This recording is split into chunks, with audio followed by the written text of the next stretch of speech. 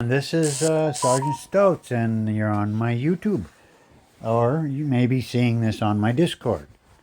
Anyways, today we're going to talk about some common questions that I keep getting asked as a drone pilot. And yes, I am certified. Yes, I am licensed. It's not that hard to do, just a little bit of study like anything. And yeah, you'll be fine. So, common questions I get is, and a lot of them, almost the first question, how far can I fly my drone? Well, it depends on your Part 107 license. You can get the Part 107, look it up if you want to. It's a really easy to Google. Part 107 drone license. Now, part of the license will tell you that you can only fly within visual line of sight unless you have a visual observer, a VO. So a lot of people go ahead and violate this one, and honestly, I don't know of anybody that's been bothered. The most common violation people get with a drone is not flying out of sight. It's voyeurism. You don't want to stop and be taking pictures of people or zooming in on faces or anything like that. Don't fly over people either. But how far can I fly? Well, most drones will go a little over a mile before you see problems. If you do have problems, you watch your signal. It's usually at the top right of your screen on most drones. And if your signal starts dropping, gain altitude to regain signal. Now, what that brings up another issue is your video may not be as close to what your point of interest is, so you may have to zoom in. This is also why, if you're going to be doing that kind of a zoom in, you want a drone that does a aperture zoom, because if you're doing a digital zoom, the more you zoom in, the more the video will degrade. Now this was done with an aperture zoom from 100 feet away, so that's not bad. Now here's another shot where we're coming around the edge there. This is another thing where it comes in. Now you got to be pretty high here. How high can I fly? That's another question. How high can I fly? Okay. You can go up to 400 feet. If you breach that, you're going into airspace that doesn't belong to you. It's restricted for drones unless you have an exception. Now, when you do your Part 107 license and you register your drone that way, it'll ask you questions. Now, you can ask for exceptions. You can ask to fly higher, which is probably not going to happen. I wouldn't even ask that one. You can ask to fly beyond visual line of sight. You may be able to do that. That's you won't know till you ask. So when you're getting your Part 107, make sure you go through all the questions and answer them. If you don't know what they mean, then yeah, study. Definitely study. You don't want to cheat on this test because you really want to know. You really want to have it in your head.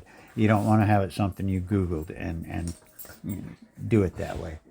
Definitely try to do it the hard way, which is the best way. A little study. It took me 3 days before I even put my drone in the air. It sat there and waited for me to get registered. So what I did was I made sure it was safe, and I did a lot. I went to the park where there was plenty of room. I did a lot of study and made sure I didn't violate any rules. I also got my drone stuck in a tree that day. Of course, that was early on. I've learned a little bit since then. Obstacle avoidance on a drone does not necessarily see everything. It doesn't see the small tree limb that may nab you. I swear, trees are dicks. Anyways, let's move on. What can I record? Okay, national parks, do not be going in there recording things. Don't do it unless you have a written consent from the U.S. government or the FAA, which is probably not going to happen. They don't want drones falling out of the air in a national park and sitting there ruining the whole structure, the ecological. You don't want to see a dead drone laying in a creek after you hike 10 miles to get out there to see something beautiful like this waterfall. So they're trying to stop trash from dropping in like that. And that's considered trash to them, and I don't blame them. Who wants to see it? So, yes. Also, you cannot record people's faces. Don't do it. You can't fly over people. You can't fly over vehicles. You have to stop at that road, look both ways, and cross. Do it. Take your time to do it. We want to be as legal as we can. Don't mess up or risk losing your Part 107 registration. Most violations, you'll be suspended for a week to a month. Serious violations, you'll totally lose your license or 107 registrations. I suggest you get both. Your drone also has to have a sticker on the side with your license. It's like a license plate. You print it out and you put it on there after you get your Part 107 registration finished. You kind of want to put your phone number on there. You don't have to. You do have to have that number on there, and and that identifies and links the drone to you. So yeah, I suggest you put your name on there as well and your number, like I say. I believe you have to. I'm 90% sure you got to put your name on it, and I know you have to have that license plate on there. You just take a piece of tape and cut it out after printing it. Put it on the tape, put it on the side or bottom of the drone. That's the easiest way. You can also get license plates free online. So what can I record? Yeah, you can record all the wilderness and beautiful things you can see. You can fly over the town and record it. As I said before, you don't want to be over people or vehicles or events. Don't fly over a stadium during a football game. You're gonna get busted. They don't let that slide. It is dangerous. Can you imagine a drone falling 200 feet out of the sky and hitting you? That's gonna hurt. You're probably gonna end up in the hospital with some stitches over that one at least. So that also covers the next question, which is where can I fly? So I think we've covered that. How does return to home work? I get that a lot. It's an automatic function on a drone. Return to home. A lot of people think it's fine, I'll go fly. These are the same kind of people that don't calibrate their compass and they do not calibrate their GPS, which I guarantee you if you don't do it, eventually it will be an issue.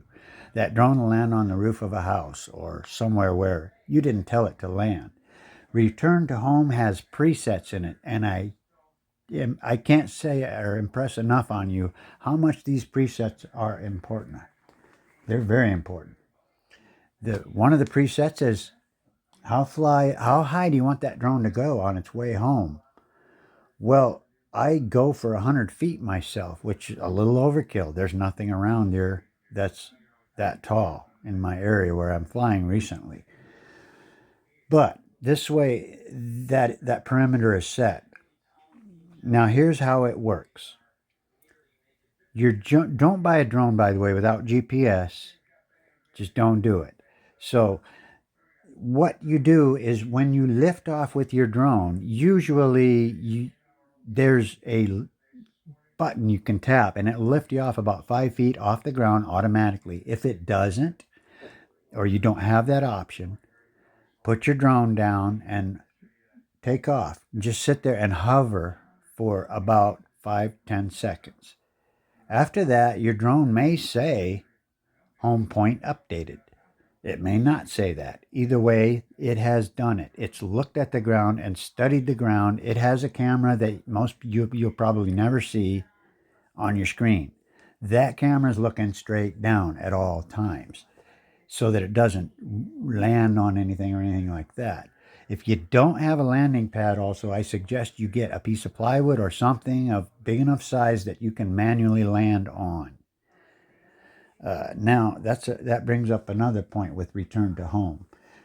With return to home, you've set that perimeter of 100 feet, and it's going to happen with most drones if you lose your signal automatically. You can cancel it, but I don't suggest you do that. I suggest if you lose signal, first gain altitude and try to regain that signal. If that doesn't work, hit return to home. You will still have some control. Usually you only have up and down control over your camera at this point. you can't use your yaw, which is turning your drone left or right. You cannot turn the drone during an automatic return to home. Return to home is also a button on your remote, by the way. You tap that on some drones, on other drones on the remote, you hold it, a long hold, and release. Either way, you'll know when it takes function because the drone will tell you. Usually it's a voice, actually, verbally. Sometimes it just starts beeping. Normally, you'll get the beep if you get nothing else. It is a beep about every about every second or half a second. It's pretty frequent. And you'll have a red notification on your screen that says returning to home or something to that effect. Drones are different. But you always know when it's returning to home and if it's working. Now, your distance, by the way, that signal, return to home takes less signal than any operation on the drone. It's a fail-safe. It's supposed to. Even when your drone loses connection, you will still have a connection to the return to home feature. Use it. Get out of trouble. Get home. As soon as you can, though, on your way, as soon as you can, I suggest canceling return to home because you do not want that drone going across a crowd or across the street or highway. You do have to stop for traffic. I don't care how high you are. You do not want to fly over a vehicle. You do not want to fly over a person directly over them. No, don't do it. How would you like it? Also, how would you like it if somebody came and hovered in your yard and watched you? That's voyeurism. Again, the number one charge against people while flying drones. It can cost you up to $28,000 for this. You don't want to do it. Be careful that you've taken your Part 107 test and registered your drone. Now, there's another thing that you should do called TRUST. TRUST. It's acronyms. I'm not going to go over and extend the video really long explaining the acronym. However, it means what it says. They're going to trust you to do these things.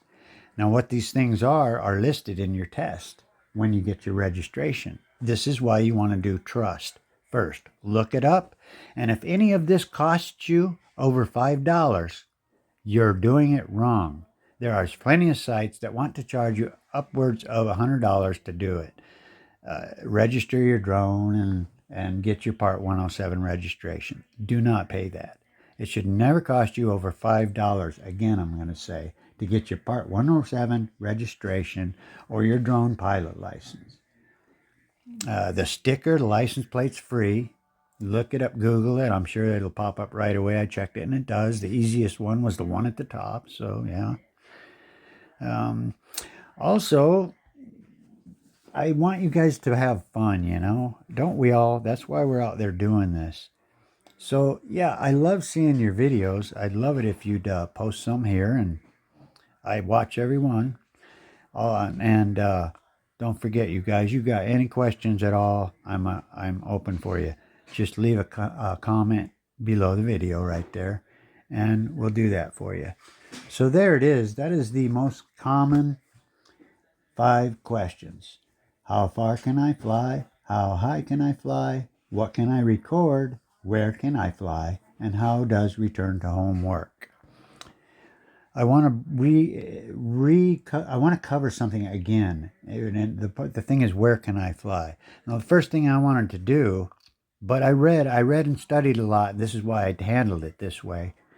I wanted to go fly at the biggest park we have in town. A lot of green grass there, huge baseball, football field, and all that. Well, I actually called the police department. Most police departments have at least one officer that has a Part 107 registration and can answer the questions. So you want to call the police department and ask them to answer a few questions, and if they can't, ask to speak with an officer that is a licensed drone operator. Every police department has one. He called me back within 5 minutes when I did that, and he said, yes, he said, there are no restrictions over that park. And he did impress upon me something I already knew, The park down the road, you can't fly in. That's about 5 miles away, and there's a small airport there. It's restricted airspace. All airports are. Don't even ask to fly around there. And yeah, I think we've covered everything. So yeah, if you're not sure where to fly, call in a public official or local and get permission. So anyways, there you go. That should answer most of your questions. I hope you've enjoyed the video, and fly right. Again, this is Sergeant Stotz signing off.